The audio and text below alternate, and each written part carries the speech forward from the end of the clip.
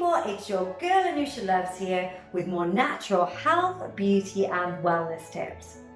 Now today I'm going to be sharing with you one of my favourite beauty tips of all, and that is the Tumeric face mask.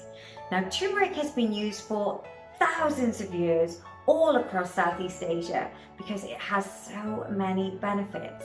It's not only an antioxidant, it's also an anti-inflammatory. So it's really good inside your body or on your skin as well. Now this face mask you are going to love because it's going to leave you with soft skin and a beautiful natural glow. Here's how you do it.